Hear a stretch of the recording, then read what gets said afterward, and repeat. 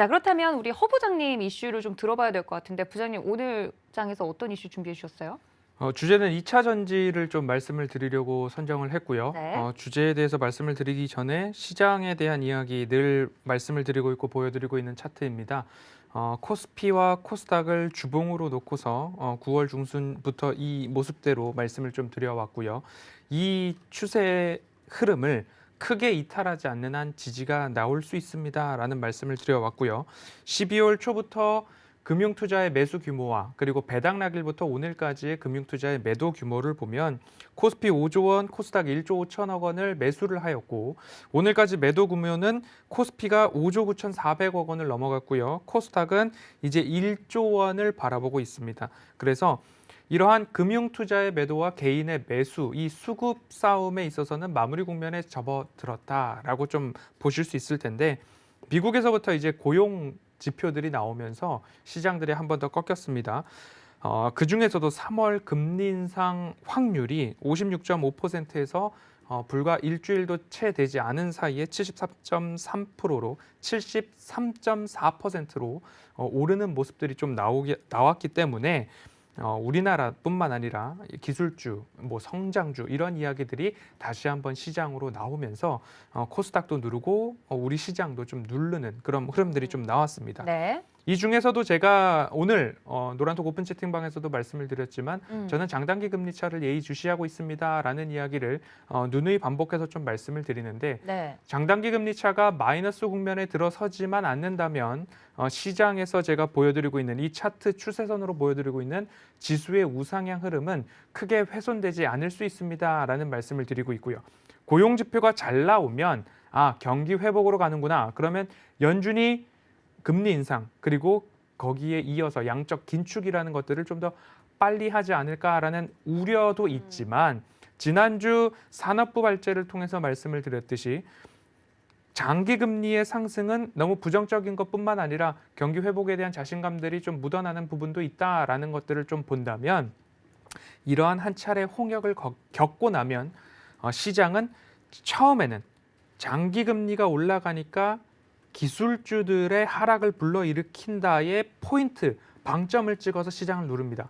그런데 본인들이 또는 보이지 않는 손들의 움직임에 따라서 시장이 눌릴 만큼 눌렸다라고 한다면 그 이후에는 경기 회복에 대한 자신감이 있다라는 쪽으로 시장을 이끌어가는 모습들을 우리는 여태까지 잘 보고 겪어왔습니다. 그렇기 때문에 시장을 하루아침만 참여하고 끝날 게 아니라면 조금 길게 바라보시고 결국 금리 인상 그리고 테이퍼링 그리고 양적 긴축 모두 다 경기 확장 국면에서만 쓸 수 있는 정책이다라는 부분들을 꼭 감안하셔야 하고 네. 인플레이션이 쉽게 잡히지 않는다 또는 연준이 쓸 수 있는 카드를 모두 다 썼음에도 불구하고 인플레이션이 잡히지 않는다라는 것이 더 위험하기 때문에 연준이 지금 테이퍼링을 할 때처럼 할까 말까 하겠습니다.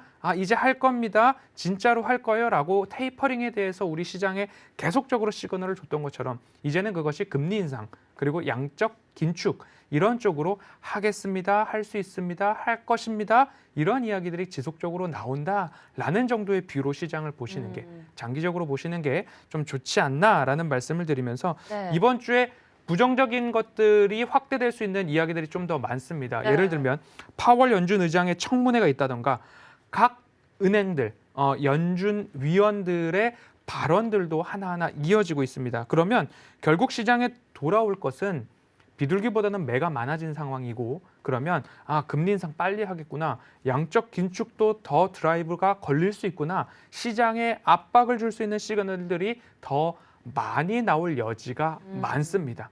그런데 그중에 한 가지 주목해 볼 만한 포인트로 베이지북 공개를 좀 꼽아서 말씀을 드리고 싶은데요. 네. 이곳에서 인플레이션에 대한 우려보다 경기 회복에 대한 기대감이 조금 더 높다라는 시그널이 시장에 비추어 준다면 그 포인트가 시장을 움직이는 큰손 또는 보이지 않는 시장의 움직임에 따라서 이제는 지수의 반등 시그널들이 나올 수도 있겠다라고 활용할 만한 곳이 베이지북 보고서 공개가 아닐까라는 점들을 오늘 또 노란톡 오픈 채팅방에서 미리 말씀을 좀 드렸었기 때문에 네. 이러한 시장의 흐름들 그리고 예정된 일정들 이런 것까지도 좀 챙겨보신다면 과연 시장은 어디서 반등을 줄 것인가에 조금 더 포인트를 맞춰야 되지 않을까 싶습니다.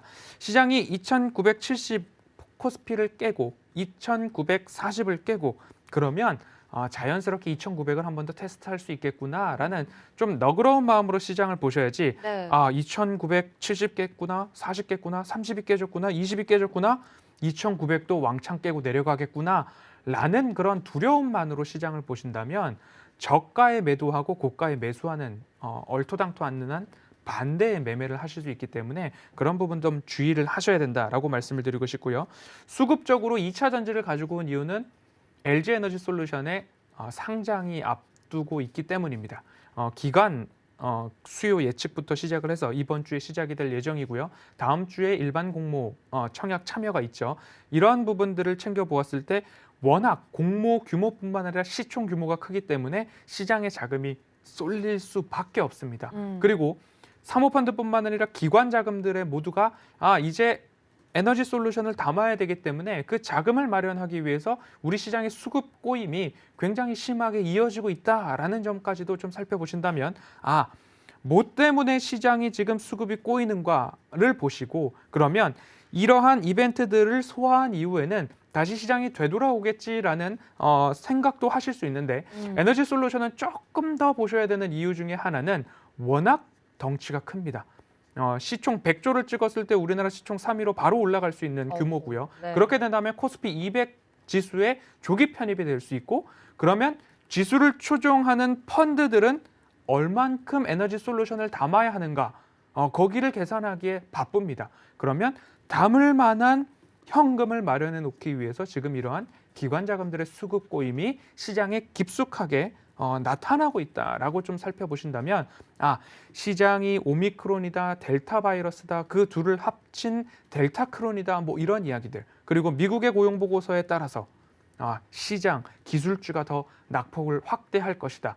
그러면 미국이 재채기를 하면 우리나라가 감기를 걸린다라는 것처럼 우리 시장은 여기서 똑 하고 부러질 것인가에 대한 두려움이 생길 때 지수가 2900을 당연히 찍겠구나라는 너그러운 마음으로 좀 바라보시다가 자꾸만 말씀드려서 죄송하지만 노란톡 오픈 채팅방에서 12월 말일부터 허반석의 모멘텀 투자 레터가 막 뭔가를 팔아서 거기에 기뻐서 수익 인증을 하시는 분들이 계셨습니다. 그리고 1월 첫째 주에도 뭐 막 팔아가지고 하셨던 분들이 계십니다. 그러면 그분들이 현금을 쥐고서 어떤 너그러운 마음을 갖고 있느냐?